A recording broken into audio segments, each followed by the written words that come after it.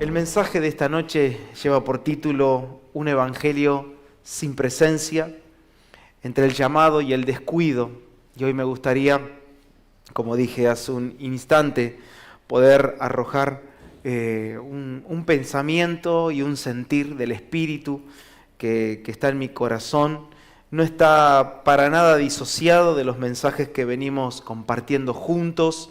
Recuerdan que hemos abordado durante varias semanas y meses una serie con los 7 mensajes que Cristo envía a las iglesias en Asia Menor, que están en Apocalipsis 2 y 3. Y claramente no voy a leer Apocalipsis, pero me gustaría poner en primer lugar un pensamiento y, como repito, es un sentir que está en mi corazón y que juntos lo podamos comprobar. Saben que uno de estos días estaba en casa, ya me había ido a acostar y no me podía dormir, y era un sentir muy fuerte en mi corazón de poder experimentar un texto de la palabra que se me venía una y otra vez, así que oraba estas palabras, que ahora se las voy a decir cuál era, y oraba estas palabras, y en la medida que oraba estas palabras, algo ardía en mi corazón, y es solo un poco, de lo que quiero compartir en esta noche. Y mientras oraba, la palabra que se me venía es aquella famosa palabra que está en Cantar de los Cantares. Ahora vamos a leer más completo, aquel texto que decía: por las noches busqué en mi lecho, al que ama mi alma, lo busqué y no lo hallé. Y una y otra vez se me venía esto, y yo creía que me iba a dormir orando esto. El tema que me desvelé por completo, y se repetía en mi corazón esta frase, ¿no? Es una frase que la Sulamita canta, ¿sí? Son cánticos, y el libro de Cantar de los Cantares, no sé si algún día lo agarraron para leerlo, puede ser tomado para cualquier lado. Sin embargo, es un tipo de la iglesia y Dios, como es la relación de la iglesia con el amado. Y me gustaría compartir algunas cosas, pero antes de poder desarrollar algunas consideraciones, dejar el palpitar que tuve es para mí muy importante. El sentir que había en mi espíritu era la sensación de poder caminar en nuestra hermosa ciudad o en tantas otras ciudades, pero hablo específicamente de esta ciudad, y no encontrar la manifestación de Jesús en las calles. No encontrar la manifestación del carácter de Cristo siendo expresado en nuestras calles. El sentir que tenía es el sentir de la ausencia de Cristo Jesús en medio de nosotros. Sentir la ausencia de Él. No se trata de un sentir aquí, sino de un sentir aquí, en nuestra ciudad. Y por eso es que una y otra vez se me venía este texto a mi corazón por las noches: busqué en mi lecho al que ama mi alma, lo busqué y no lo encontré. Y es la desesperación de esta mujer, acá en Cantar de los Cantares, la desesperación de haberse perdido la oportunidad de un llamado que había tenido un poco antes. Había escuchado la voz del amado, pero ella estaba dormida, ella estaba adormecida, estaría en un letargo, estaría en una siesta. Y así estaba, pero cuando reacciona y sale a buscarlo al amado, no lo puede encontrar, y comienza a preguntar a los guardias de la ciudad: ¿lo vieron a mi amado? ¿Lo vieron? Por favor, avísenme si lo vieron. Y no lo encontraba. Entonces, siento que no solo esta hermosa ciudad, sino que tantas otras tienen un vacío importante de Cristo. Y no quiero, no es una crítica, y por eso yo les dije que tengan la idea de una mesa para que juntos pensemos, ¿sí? Yo quiero que pensemos, yo quiero que meditemos y que dejen desarrollarme estas consideraciones para que entendamos a qué apunto, ¿sí? Y hacia dónde señala este mensaje.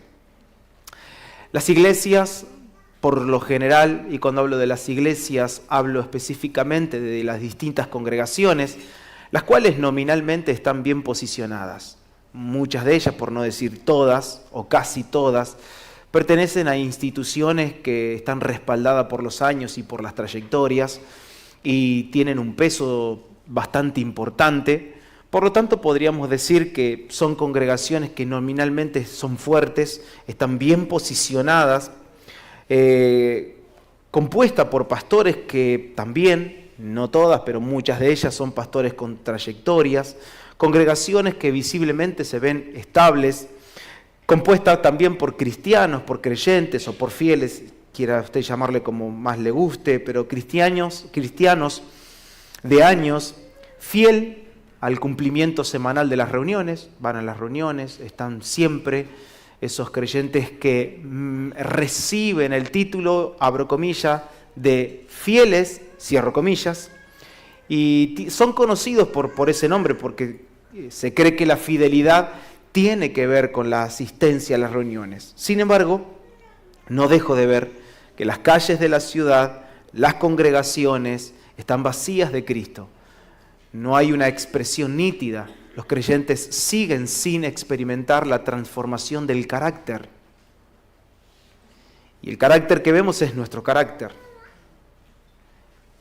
tratando de domar el temperamento. Y Dios nunca quiso controlar nuestro temperamento, nunca quiso cambiar, nuestro temperamento. Él quiere gobernarlo, el temperamento, pero quiere transformar el carácter. El carácter es la expresión. Carácter, de ahí viene la palabra característica. Lo que Dios quiere transformar es aquello que te va a caracterizar a vos. Y la pregunta es, ¿qué es lo característico en nuestra vida? ¿Qué es lo característico de nuestras congregaciones? ¿Qué es lo característico de las congregaciones, de las iglesias, de las familias? El sentir del Espíritu era correr, caminar por las calles para ver si podía encontrar a Cristo Jesús en algo o en alguien, pero no podía encontrarlo. No podía ver, insisto, su carácter, no podía ver la belleza de Cristo Jesús expresada entre nosotros, no podía ver el fruto del Espíritu que hoy debería estar reinando en los creyentes.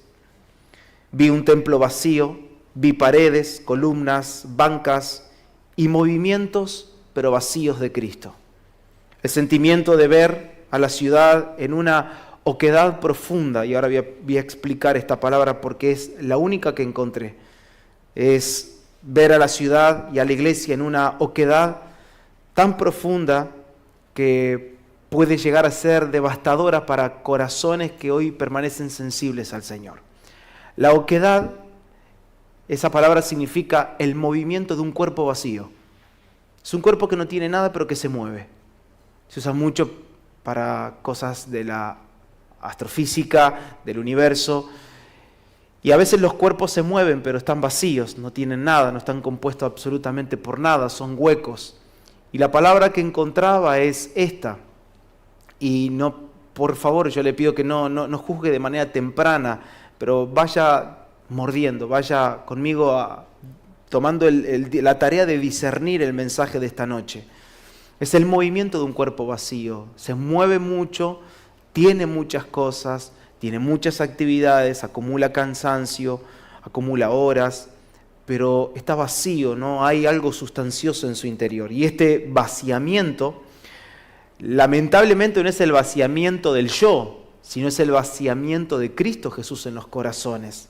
Sino es otra cosa, dicho de otra palabra, es cristianos nominales que se han purgado de Cristo y se quedaron con sus propias vidas. Han tomado la decisión de abrazar una fe sin vida.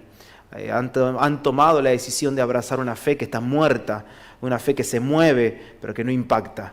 Una fe que tiene actividades, pero que no tiene poder transformador, ni siquiera en sus propios corazones, mucho menos en su entorno.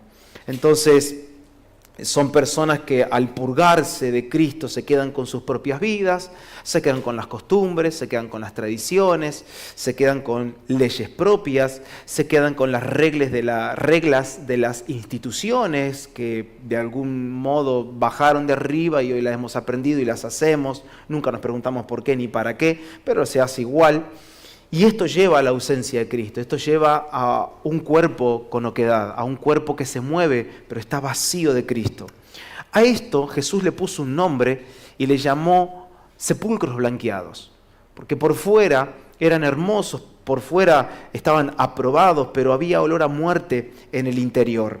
Hay actividades, programas, estructuras sin Cristo, sin vida y sin sustancia divina. Todo termina siendo bueno ante los ojos de los hombres. Y ese creo que es uno de los pecados, no es el único, pero es uno de los pecados más grandes que se arrastra en el siglo XXI, por no decir en los siglos anteriores también, pero nos haremos cargo de este siglo nosotros. Y es el pecado, uno de los pecados más grandes, es querer agradarle a la sociedad todo el tiempo, el querer hacer algo que a la sociedad le guste, para decir, che, esta iglesia, qué copada que es la iglesia esta con la ciudad, qué buena, mira qué lindas actividades, parece una congre divertida, mirá, invitan a fulano, mirá, ahora, y como que parece que necesitamos movimientos para caerle bien al ojo externo. Y delante del Señor, este pecado aumenta cada vez más. Entendemos por pecado, según la Biblia, todo aquello que no nace de la fe. No lo digo yo, esto Pablo se lo explica a la iglesia en Roma. Le dice, todo lo que no nace de la fe es pecado. Esa es una buena pregunta en esta introducción que nos deberíamos hacer nosotros, si las cosas y los movimientos que estamos haciendo son nacidos de la fe o fueron impuestos. Eso es una muy buena pregunta. Quizás cuando vayas a casa, más tarde, a la noche, cuando te acuestes, mañana cuando te levantes, nos podamos seguir haciendo estas preguntas. Necesitamos hacer un chequeo de nuestros corazones y de nuestras vidas y preguntarnos qué de todo esto que estamos haciendo es algo que aprendí de otro o es algo que la fe me lo enseñó acá adentro. Porque cuando no hago algo que la fe me enseña acá adentro, lo que hago, aunque sea correcto, delante de Dios va a ser un pecado. Vamos a ver algunos ejemplos, ¿sí? Déjenme solamente, estamos poniendo el mantel, ¿sí? Para poder estar tranquilos. Entonces, tenemos actividades, muchas, diría yo, que nacen por imitación. Yo me tomé el trabajo, ¿sí? Y creo que no llegué, pero me tomé el trabajo y lo hablamos a veces con Vicky, lo hablamos con Sami, con Julie también, de poder evaluarnos qué cosas hemos hecho porque las aprendí, por imitación. Piense conmigo. Vamos a pensar hoy, ¿sí? Pensá un ratito, ¿qué cosas hiciste porque no te la enseñaron acá? Te la enseñaron de acá. Y cuando voy a hacer esta señal, quizás muchas veces me refiero a lo externo, ¿sí? Que lo aprendí porque lo vi, porque, no sé, desde que entré a una iglesia por primera vez vi que lo hacían y ahora lo hago yo, pero no nace de la fe. No hay una convicción interna para hacer lo que estoy haciendo, sino que lo hago porque lo vi, porque lo aprendí, porque me lo enseñaron de esa manera, o porque quizás puede haber casos, gente que fueron obligados a tener ciertos tipos de acciones. Vieron que hay congregaciones donde te obligan a diezmar, te obligan a ofrendar. Bueno, eso es un impuesto, eso es una imposición externa. Y obviamente la gente que termina expresando generosidad no es una generosidad que nació de la fe. Y por lo tanto, esa ofrenda termina convirtiéndose en un pecado. La palabra pecado es error. Entonces termina siendo un error que no agrada a Dios y que si nosotros lo perpetuamos, comenzamos a experimentar debilidades en el espíritu, la fe se debilita, el amor se enfría, que Jesús lo profetizó, y comienza un montón de pestes comienzan a aparecer en nuestros corazones, en donde ya ahí sí necesitamos más cosas externas.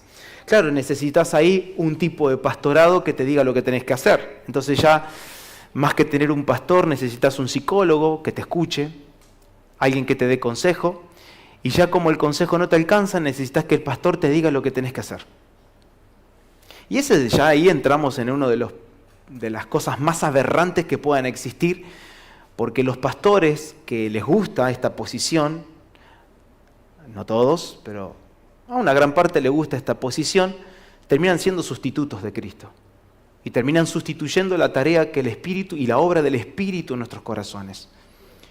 Si nosotros comenzamos a llevar adelante un cristianismo en donde yo hago lo que el pastor me dice que hay que hacer y no lo que el Espíritu me dice, y no lo que la fe que crece en mí me está llevando a hacer, entonces yo estoy saboteando la obra del Espíritu Santo en mi corazón. Yo tengo que permitir y tener la experiencia en el corazón de que el Evangelio, como una pequeña semilla de mostaza o como una pizca de levadura, leude todo el corazón. Jesús presenta y Jesús se refiere, en 2 ocasiones se refiere a la levadura. En 2 ocasiones habla de la levadura Jesús. La primera, para mencionar al reino de los cielos. Él dice, el reino de los cielos es como la levadura, que si llega a entrar en tu corazón, no va a dejar nada intacto en tu vida. Nada intacto. Son preguntas que nos tenemos que hacer. Si todavía, después de años, tengo zonas intactas en mi corazón. Un carácter intacto. Prácticas inmorales intactas, ahí, nadie las tocó, están ahí, a mí me gusta. Entonces, lo que entró nunca fue la pizca de levadura, lo que entró fue un adoctrinamiento externo. Y yo necesito hablar de estas cosas porque arde en mi espíritu el ver cómo una generación se está perdiendo en las mantas de las imposiciones institucionales, de los adoctrinamientos que los pastores están haciendo sobre las personas. Entonces las convocatorias terminan siendo tipo como bajo presión, tenés que hacerlo porque el que ama al Señor va a ir a tal lugar y vos decís tengo que ir porque si no la gente va a pensar que yo no lo amo, tengo que ofrendar porque si no la gente va a decir que yo no soy generoso, entonces todo por imposición. Y hay un miedo acá, es miedo a los hombres, es el miedo a quedar mal, pero no es el temor al Espíritu Santo. Y con esa vida se gana miedo al hombre y se pierde el temor al Señor. Y nosotros necesitamos invertir este rol. Necesitamos perderle el miedo a los hombres y recuperar el temor al Señor. Perderle miedo al hombre no significa faltarle el respeto a las personas, sean pastores o sea un hermano en Cristo. No es falta de respeto, pero el temor es para el Señor. Y la palabra lo declara que el principio de la sabiduría es el temor al Señor. Y cuando muchos creen que la sabiduría en el Espíritu crece porque hacen un curso, porque hacen una capacitación, porque hacen una escuela, porque se juntaron todos para hablar 7 días sobre X tema. Vamos a crecer en sabiduría. No, mi hermano, el principio de la sabiduría es el temor al Señor.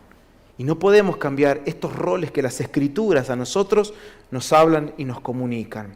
Entonces, como digo, tenemos actividades que quizás nacen por imitación, otras por verlas en el mundo. ¿Cuántas cosas usted detecta que dentro de las congregaciones se hacen cosas porque se hacen afuera?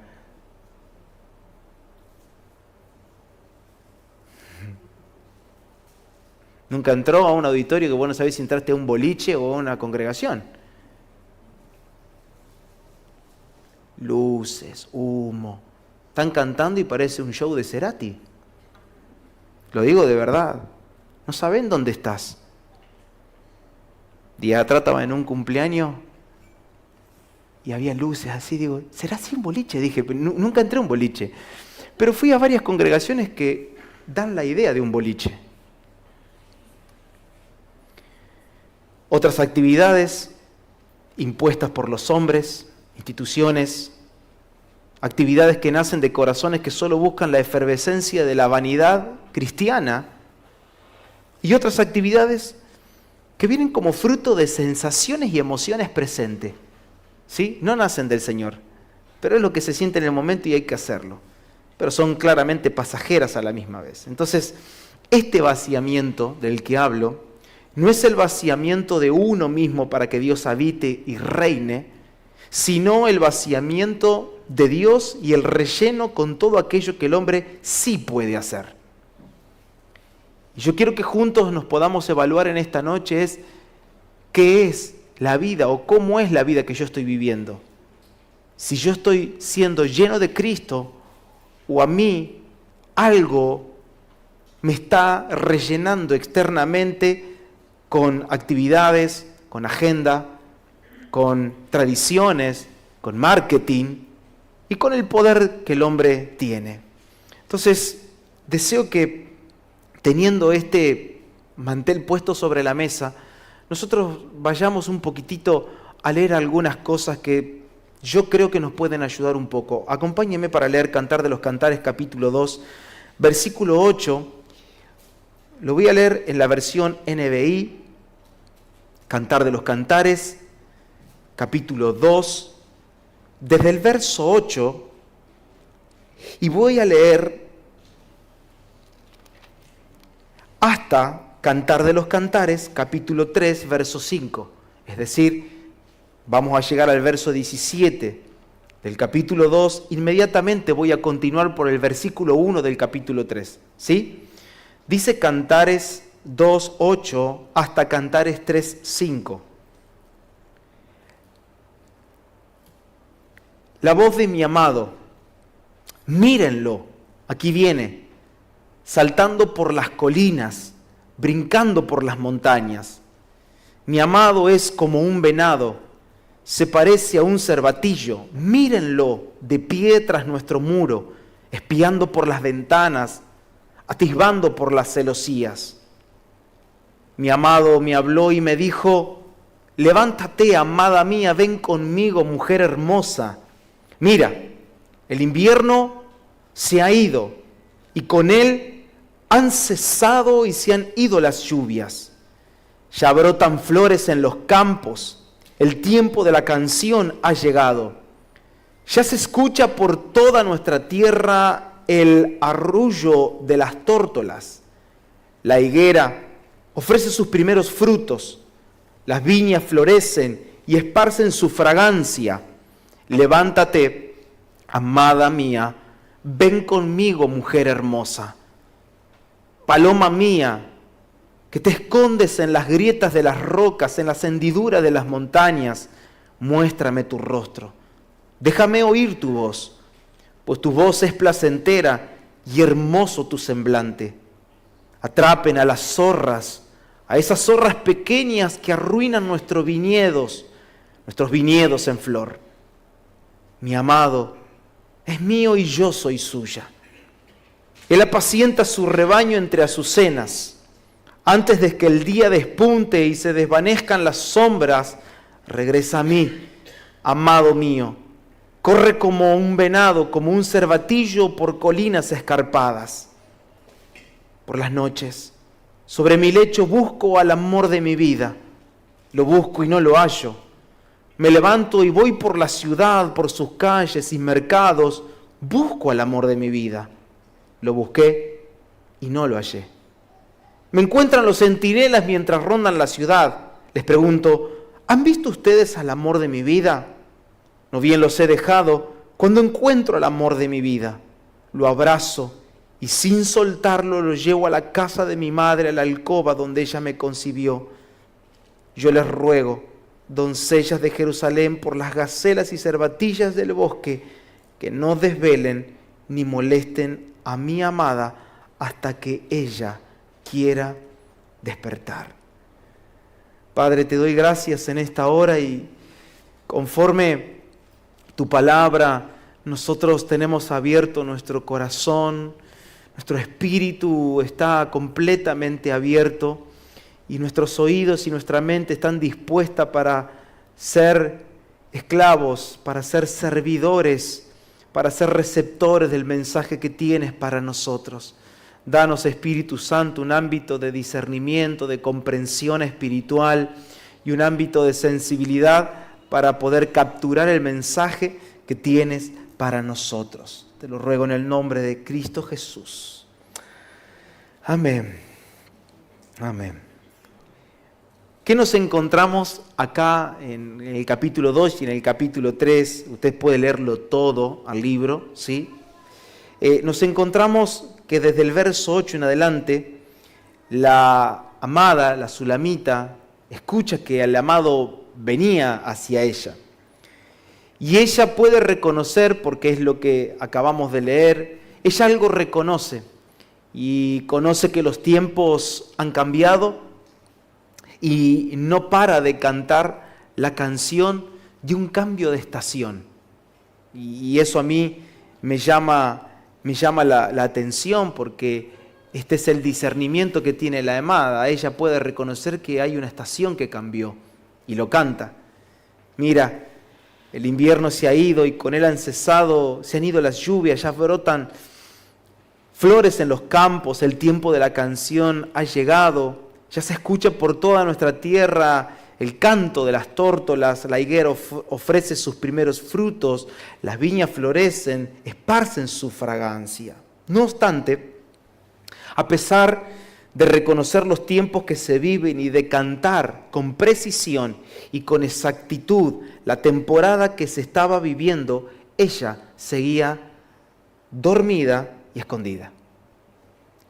Vemos acá a una mujer, tipo y sombra de la iglesia, dormida y escondida. De hecho, el verso 7 del capítulo 2 dice: ruego por las mujeres de Jerusalén, por las gacelas y cervatillas del bosque, que no desvelen ni molesten a mi amada hasta que ella quiera despertar. Me sacude y me estremece este texto, porque es como que el amado está dispuesto a hablar, está dispuesto a no dejar de ser quien es él, pero también está dispuesto a no despertarla de sus sueños, sino hasta que ella quiera despertar. Le dice que nadie la despierte. Y en todo caso, si alguien tiene derecho a despertarla a la amada, es él. Con sus palabras, con su voz, con su amor. Pero le dice: yo le ruego, mujeres de Jerusalén, que no la molesten. Nadie puede despertar a la iglesia sino solo aquel que dio su vida por ella. Un detalle que ahora lo vamos a profundizar solo un poquitito más. Pero quiero decir lo siguiente, que todo despertar del Espíritu comienza en un querer. Todo comienza en un querer. No la despierten hasta que ella quiera despertar.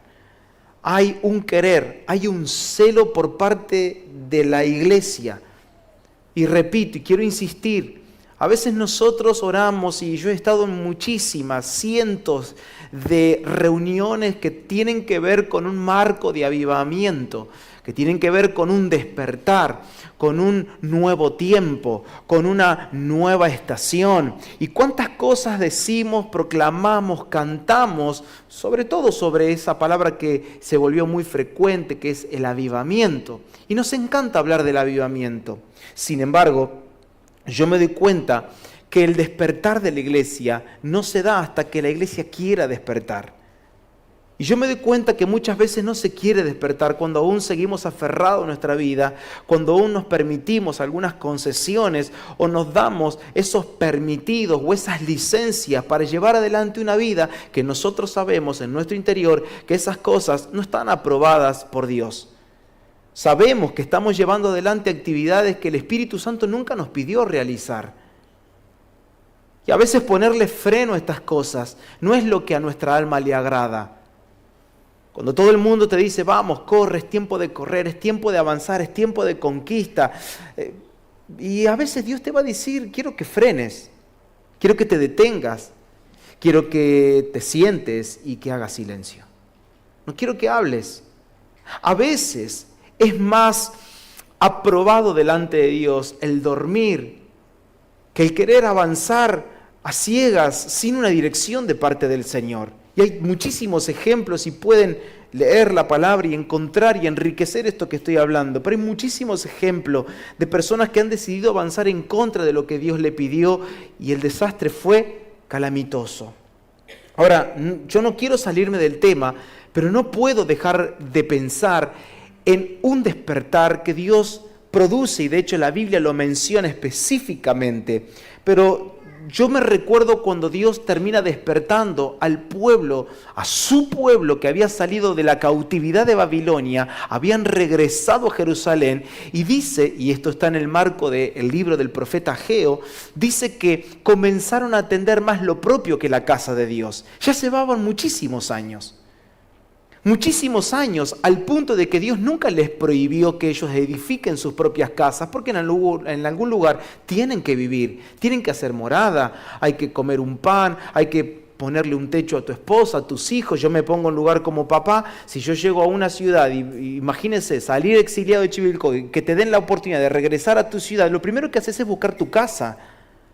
Y cuando llegas a tu casa, la ves en ruina, lo primero que haces como papá, como mamá también, todos nos ponemos, ¿qué hacemos? Vamos a reconstruirla, vamos a ver si pasamos la noche por lo menos sin mojarnos, o sea, el rocío de la noche o la lluvia que puede venir, vamos a ver si protegemos, vamos a darle comodidad a la familia, a los hijos. Está bien, háganlo, pero pasaron tantos años, que Dios le dijo: che, ya las casas están recontra decoradas. Ustedes tienen casas artesonadas, Ustedes, las casas de ustedes ya están en versión lujosa.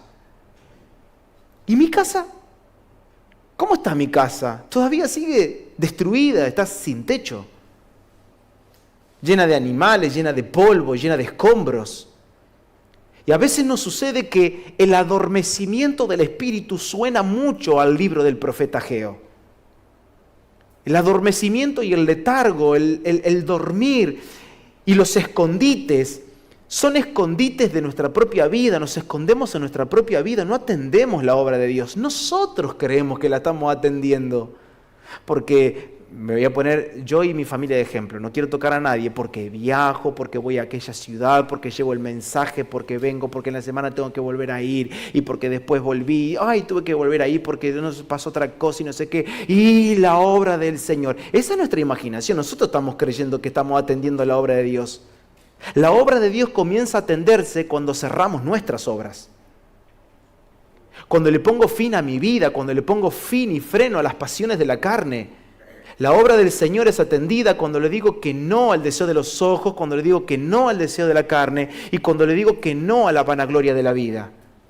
Es entonces que comienza la obra de Dios.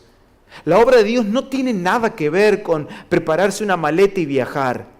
La obra de Dios no tiene nada que ver con auditorios, con púlpitos y con micrófonos. La obra de Dios no tiene nada que ver con Biblia. ¿Cuánta gente que tiene Biblia? ¿Cuántos curanderos que te esperan en sus mesas con velas y santos y la Biblia abierta? Entonces, ¿qué? ¿Están haciendo la obra del Señor? De ninguna manera. La obra de Dios comienza en un corazón que decide alejarse del amor al mundo. La obra de Dios comienza con alguien que dice, no voy a permitir esconderme en mi propia vida.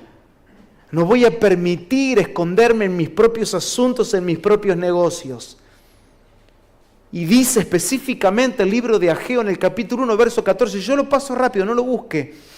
Y despertó Jehová el espíritu de Zorobabel, hijo de Salatiel, gobernador de Judá, y el espíritu de Josué, hijo de Josadac, sumo sacerdote, y el espíritu de todo el resto del pueblo. Y vinieron y trabajaron en la casa de Jehová, Dios de los ejércitos. Hay un despertar, permítanme esta licencia, hay un triple despertar y va en orden. Dios no puede despertar al pueblo si primero no despierta a aquellos que están en posición de gobierno, que tienen una tarea dada por Dios para liderar, para servir. Es un don. Acá se ha confundido mucho que el don de pastorear o del liderazgo es un don que los hombres se dan. La Biblia lo menciona, este don, es el don de presidir. Dice Pablo que algunos tienen el don de presidir. Eso es liderazgo. Y Dios comienza despertando el corazón de aquellos que tienen la demanda de presidir. La demanda, como lo tenían los levitas, de ir delante. De ir adelante, el pueblo tenía que caminar detrás, pero cuando viene la palabra de Dios, Dios no despierta un solo corazón. Cuando la palabra de Dios es real y encuentra cabida en corazones hambrientos, sucedió en estos días del profeta Ageo, sucedió que Dios despertó el espíritu del gobernador, el espíritu del sumo sacerdote y el espíritu de todo el pueblo, y todos se pusieron a trabajar en la reconstrucción de la casa de Dios. Ahora, lo llamativo es que el pueblo de Dios estaba libre de Babilonia, pero interiormente estaba dormido. Y a veces nos conformamos de decir, yo no soy preso de Babilonia, yo no soy preso de este mundo, yo no llevo la vida que otros llevan, yo no me postro ante otros dioses, pero entre ser un idólatra y estar dormido es casi lo mismo. Porque el reproche de Dios vino sobre esta generación, que habían descuidado la casa de Dios. Y no se trata de encontrar cuál es el pecado más grosso, el menos grosero. No, a Dios le molestó que, usufructuando de la liberación de Babilonia, aún así se permitan estar dormidos. Y este es el letargo espiritual por lo que muchos hoy están atravesando. A este pueblo no le alcanzó la liberación política, sino que necesitaban un verdadero despertar en el corazón. Y si nosotros vamos a estar reunidos cada día dentro de este auditorio, conformados, porque supuestamente no somos del mundo, esa no debería ser nuestra conformación. Porque ¿de qué sirve no hacer lo que otros hacen allá, pero estar acá adentro con un corazón dormido? Y creer que yo estoy haciendo la obra de Dios cuando las obras que hago son obras que imito, que la aprendí de otro, que me la enseñó la institución, que el pastor me dijo que la haga, que la vi por YouTube, que un líder espiritual muy importante dijo que si lo hacíamos Dios nos iba a bendecir. Ah, muy bien, esos son corazones dormidos. Cuando yo dependo del movimiento externo, cuando yo dependo de algo humano o de una actividad o de algo que me lo impongan para moverme. La imposición es una de las cosas más asquerosas que nosotros podemos hacer como hombres delante de Dios, pero así también la respuesta a la imposición, que es la imitación y el hacerlo por obligación.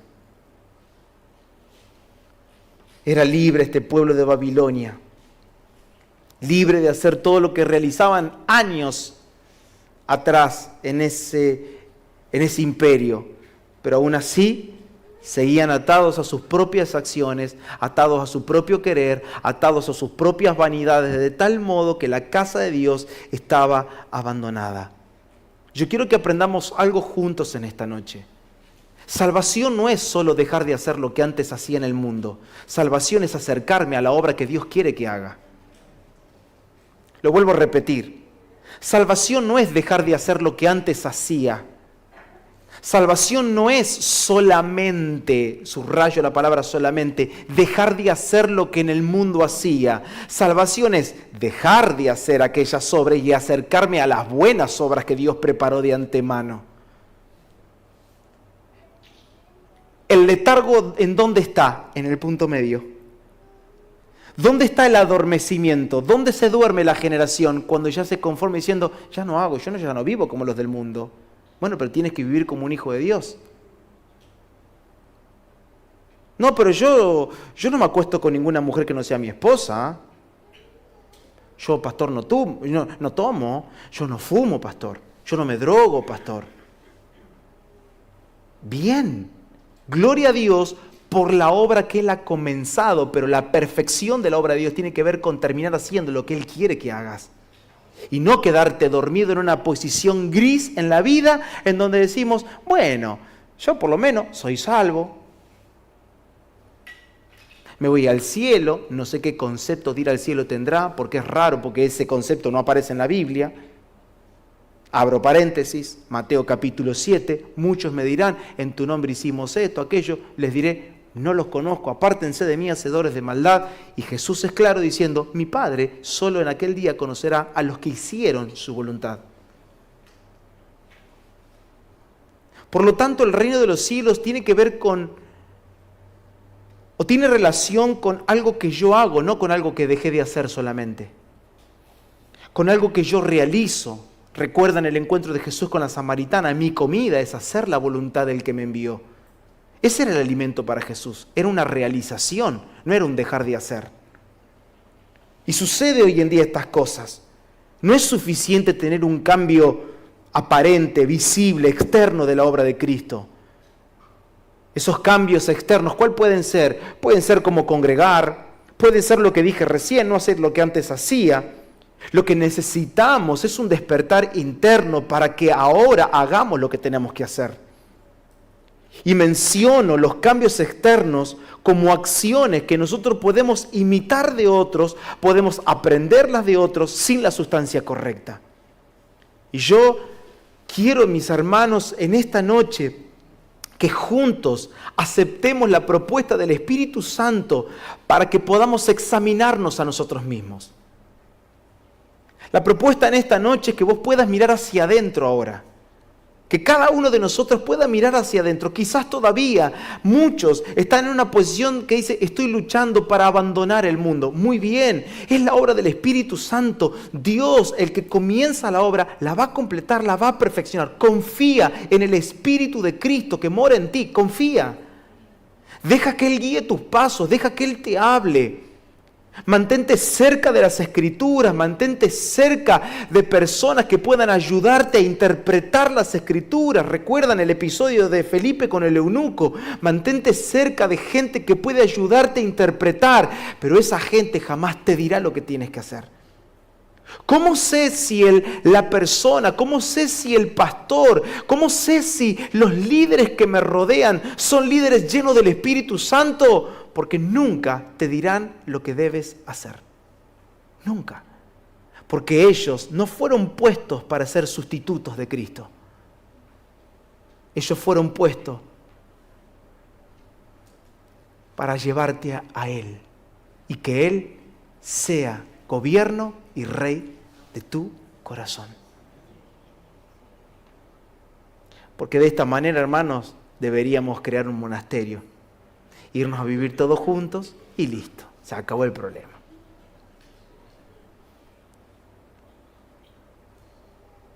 ¿Les gustaría irse a vivir en un monasterio? Vi un documental estos días de una vida en el monasterio, creo que estaba con Sammy y yo. Llego, esta gente, qué bárbaro, claro. Y aún así no pueden vencer el pecado. Porque el problema no es hacia dónde te vas, con quién. Al fin y al cabo es quién reina acá adentro. ¿Quién gobierna? Ese es el letargo, ese es el adormecimiento, es cuando planto bandera a mitad de camino.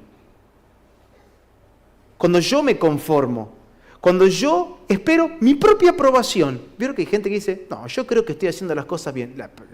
El tema no es lo que vos crees. El tema es que dice Dios de ti. Porque el cielo, imagínate, llega al cielo, ¿y vos qué decís? Y yo creo que tengo que entrar. Entra. ¿Se imagina? Que cada uno entre según su propio parecer. ¿O no escuchó usted testimonio de gente que dice, yo creo que ya me gané el cielo con esto? ¿Escucharon esa frase? Usted se ríe, porque la dijo, quizás. No voy a hacer comentario. Pero la escuchamos mucho. Y la escuchamos con gente que la dice en serio. Gente que cree que porque ayuda a los pobres, porque hizo tal obra benéfica, yo ya con esto. Y hay gente que hace así para calmar la conciencia. Y este es el gran problema. Cuando las cosas y los cambios que tenemos son externos, nos vemos frente al espejo de nuestra propia moralidad y decimos, estoy aprobado delante de Dios. Mira, estoy firme ahora. Como me dijo, la gente suele decir eso, ¿no? Es una frase típica de las personas que ahora se creen que están bien y dicen, no, ya me puse las pilas. Como si el evangelio fuese recargable. Y esos son cambios externos que alegran el corazón por un momento, pero son cambios que produce el hombre, o a veces externamente, o a veces el propio hombre dice, no, hago esto porque ya ahí yo creo que estoy bien, estoy a cuenta con Dios, estoy a cuenta. ¿Escucharon esa frase también? Hay que estar a cuenta con Dios. ¿Qué es eso de estar a cuenta? Y parece que el estar a cuenta con Dios es importante más si hay una maquinita al lado que te está haciendo pip, pip, como que dale, hacé las cuentas porque se te cierra el cielo. Qué triste vivir una vida en donde las cuentas tengas que cerrarlas al apretón al último momento. Y te perdiste de disfrutar en esta tierra al espíritu de aquel que caminó las calles de Galilea. Acá.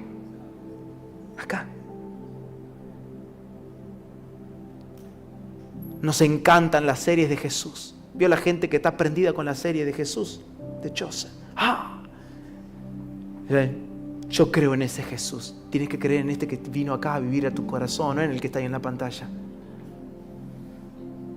Y nos enamoramos de un Jesús externo y seguimos dormidos porque no conocemos al real Jesús sustancial que vino a morar con su espíritu en nuestros corazones. Nos deleitamos con la serie, lloramos con la serie, amamos la película, lloramos con la película, pero nuestra carne sigue mandando. Nuestros corazones siguen palpitando nuestros propios deseos. Yo decido cómo llevo adelante mi carácter, yo decido cómo llevo adelante mi empresa, yo decido qué hacer con mis finanzas, yo decido cómo educo a mis hijos, yo decido. Y saben, hay una historia muy triste en la Biblia de personas que se dejaron guiar por esos aprendizajes externos. Personas que se dejaron arrastrar por las imitaciones. Personas que realmente, viviendo en un ámbito real del gobierno y de la venida del Espíritu Santo, decidieron desfachatadamente burlarse del Espíritu Santo. Y estas personas son Ananías y Zafira, quienes simularon el despertar del Evangelio en la venida del Espíritu Santo, sin embargo murieron. Lo vuelvo a repetir, Ananías y Zafiras, léalo en casa, en su devocional esta noche o mañana, Hechos capítulo 5. Simularon el despertar que el Espíritu Santo había traído a la iglesia. Y ellos comenzaron a simular este despertar. Y mueren. Y no mueren por la ofrenda que hicieron, mueren por simular la vida. Mueren por querer aparentar, por mantener una apariencia que sea aprobada delante de los hombres. Y el contexto de esta historia de Ananías y Zafira es clave, porque el contexto lo tenés entre Hechos 4, es muy importante para entender Hechos 5. Y no es por decantación, pero es verdad. Porque los últimos versículos de Hechos capítulo 4, ¿saben cómo cierra? Cierra con una persona llamada José, apodada Bernabé, que decidió tomar todas las tierras que tenía, porque era un gran terrateniente. Tomó todos los terrenos y las posiciones que tenía y dice, lo voy a vender y voy a traerlo todo para la iglesia. Y dice que agarró y trajo toda la heredad a los pies de los apóstoles. ¿Sabe lo que significaba eso, no? Es que el avance del Evangelio dependía netamente del Espíritu Santo. Por lo tanto, fue el Espíritu Santo quien, convenciendo a Bernabé y guiándolo a Bernabé en el interior de su corazón, Bernabé actuó con la generosidad, no propia, sino con la generosidad real, la sustancial, la que solo el Espíritu de Dios puede producir en el corazón de los hombres. Así cierra el capítulo 4, con un Bernabé, es el mismo que después vemos que lo acompaña a Pablo en los viajes, con un Bernabé que trajo todo. Y siempre me planteo esto, digo, si Bernabé hubiese sido una persona carnal, que lo demuestra no ser,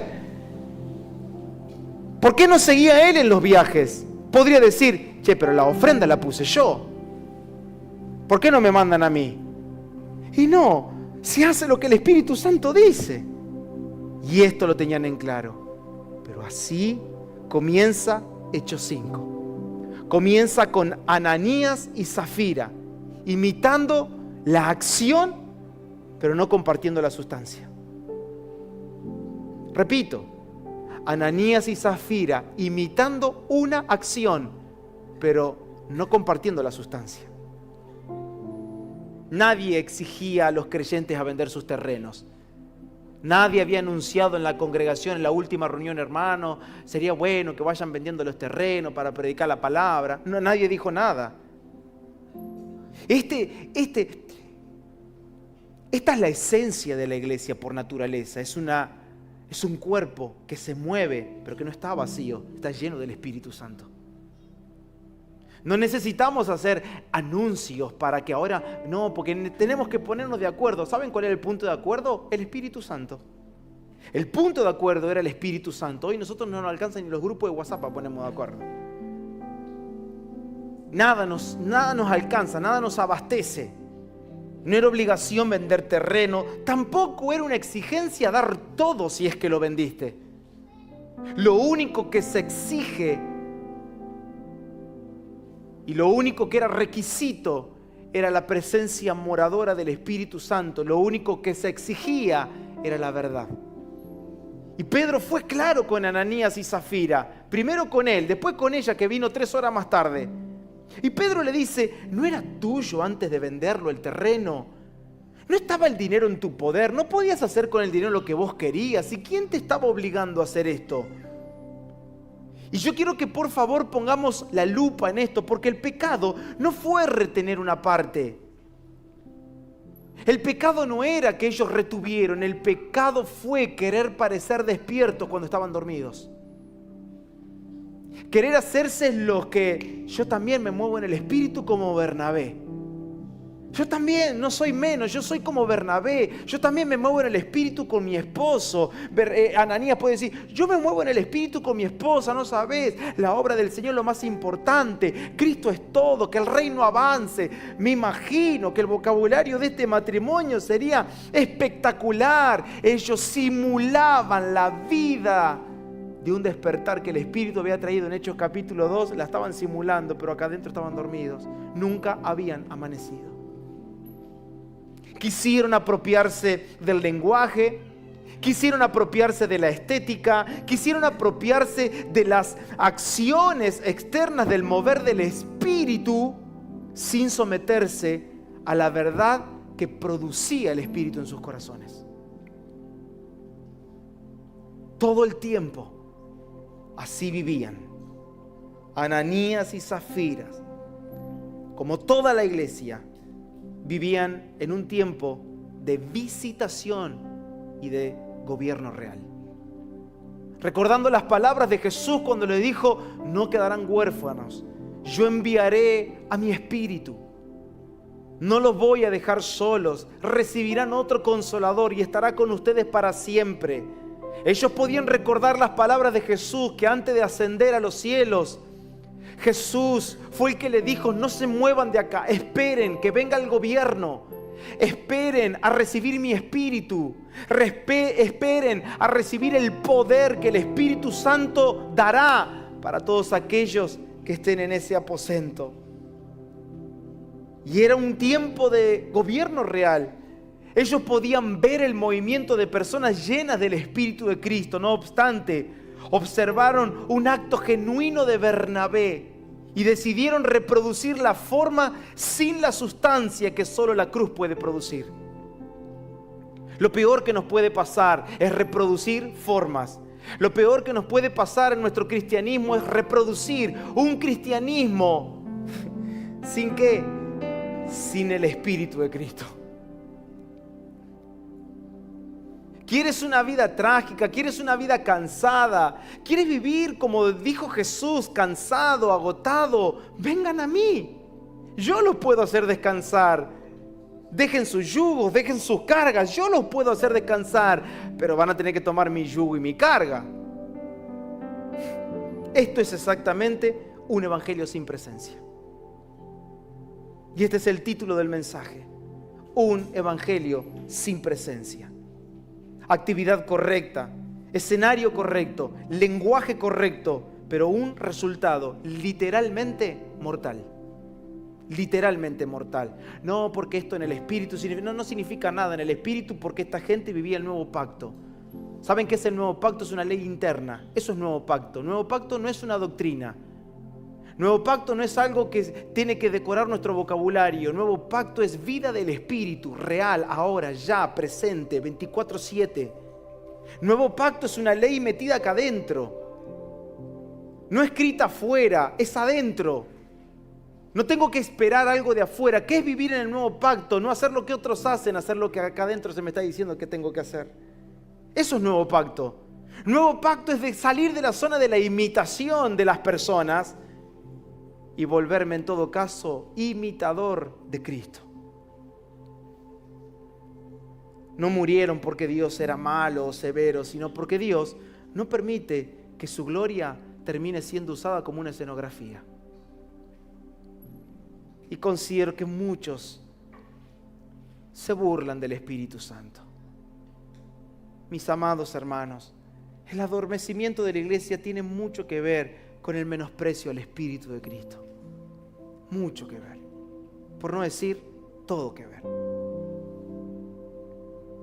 Tenemos que volver a temblar por la dirección del Espíritu Santo. Tenemos que volver a temblar cada vez que vamos a abrir nuestra boca, los que nos paramos en lugares parecidos a estos.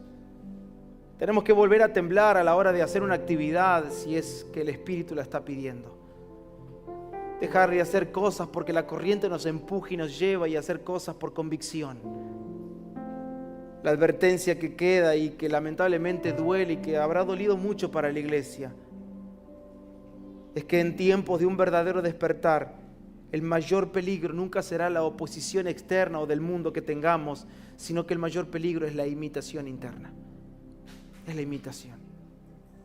Es hacer cosas sin convicción. Ananías y Zafira representan una iglesia que actúa o falsifica el despertar.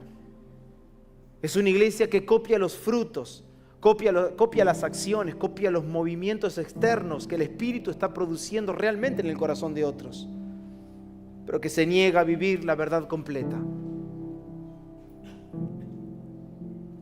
Esto, ¿sabe?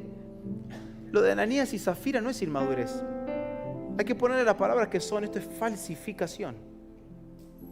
Esto es falsificación. No, bueno, ya va a madurar. No, esto no es una cuestión de madurez, esto es una cuestión de falsedad.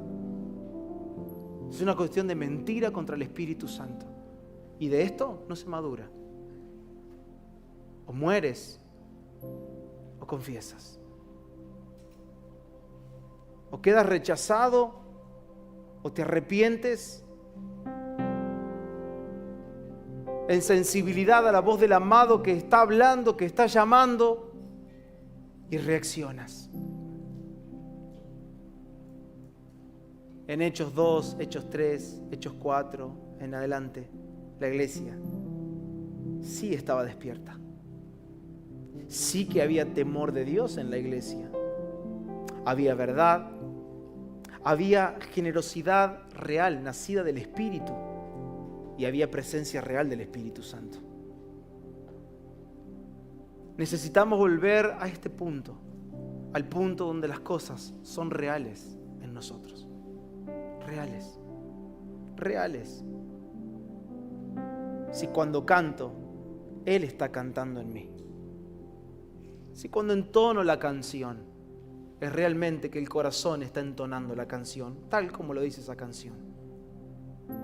Pero nos quedamos con las sensaciones, nos quedamos con las experiencias, nos quedamos con la melodía linda, nos quedamos con la experiencia de la canción, pero no con la sustancia de la canción. ¿Qué canción está cantando el corazón? ¿Cantamos en el Espíritu o solo cantamos externamente? ¿Oramos en el Espíritu o solo oramos externamente? ¿Hay verdad en nuestro corazón? Las obras que estamos haciendo son las obras que Dios hoy nos está pidiendo. Hey, dale, hacela. Vení, dale, hacela. O estamos haciendo lo que todos hacen y que institucionalmente o religiosamente o cristianamente está aprobado. Está, bien, una persona de bien esta. Yo no quiero ser una persona llamada de bien. Recuerden, el maestro de ustedes y el mío murió y no fue llamado un hombre de bien. Fue crucificado como un malhechor. Así que si estás esperando que tu reputación sea la mejor, y yo no sé, la verdad que no lo sé. Quizás te toca morir como grandes hombres de Dios que murieron con una reputación buenísima y a otros le tocó morir con una reputación baja. Pero no vivimos para la reputación, vivimos para el Señor. Si vivimos para Él vivimos, si morimos para Él morimos. Sea que vivamos o que muramos, ¿somos de quién? De Él, punto. Ese es nuestro evangelio, no te salgas de ahí. No te salgas de ahí, mantente plantado ahí. Trata de honrar al Señor con tu vida y trata de discernir en tu corazón si estás llevando adelante una vida adormecida en Cristo, adormecida como iglesia. Plantéate este tema, plantéate estas palabras, hazte pregunta en tu casa, evalúate.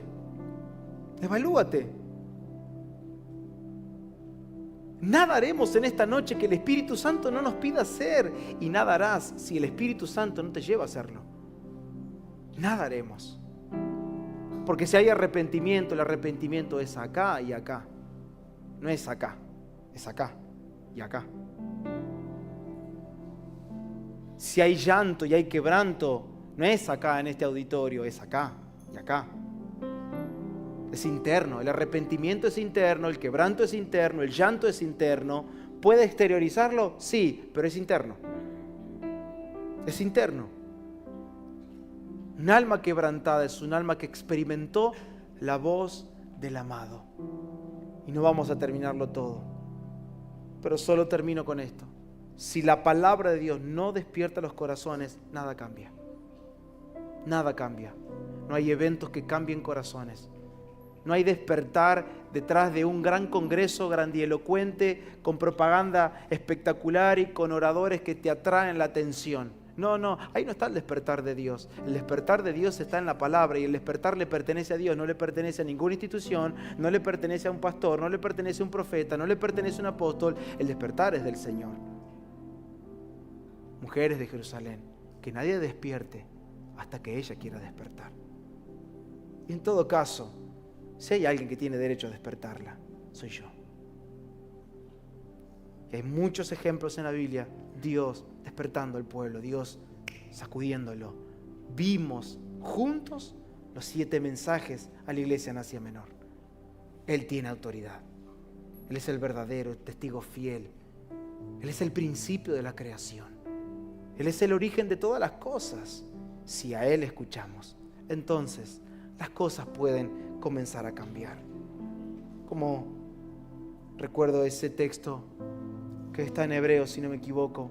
Sí, Hebreos, capítulo 2, que dice, si oyen hoy al Señor, no endurezcan el corazón. No endurezcan el corazón. Gracias, Padre. Gracias por tu palabra. Gracias por alumbrarnos. Hacemos propias estas palabras en el corazón. Y como siempre te lo pido, más allá de las palabras que he utilizado, yo pido y te ruego en el nombre de tu precioso Hijo Jesucristo, que tus palabras queden en el corazón de mis hermanos. Puedo tener una expresión más, una menos, pude haber errado en alguna expresión. Yo ruego que el mensaje quede intacto en el corazón, el tuyo, Señor. Y que ese mensaje, que esa palabra sea la que produzca los cambios, que produzcan la inspiración, que esa palabra es la que produzca el cántico del corazón, que esa palabra es la que produzca el despertar, si es que hay somnolencia en los corazones. Yo te lo pido en el nombre de Jesús. Te pido por las familias que están reunidas en esta noche. Te pido por cada uno de aquellos que tiene el don de presidir en esta congre y en Bragado y en Siupacha y en Luján. Aquellos que estás llamando para que puedan disfrutar anticipadamente algunas migajas que tienes para darnos. Yo te pido por los pastores de esta ciudad. Yo te pido por las iglesias de esta ciudad. Te pido por la iglesia en cada rincón de este planeta, para que sean donde se encuentren, sean quienes sean, estén en donde estén, atravesados por la cultura que los atraviese, el idioma que manejen, el dialecto que manejen, el día, la hora, la política que vivan y experimenten en sus calles, ella pueda vivirte a ti, Señor. Danos el privilegio de tocar tu iglesia para embellecerla, para cuidarla, para amarla, para protegerla, para espantar las zorras, para detectar los lobos rapaces y cuidarnos los unos a los otros. Te lo pido en el nombre de Jesús. Amén.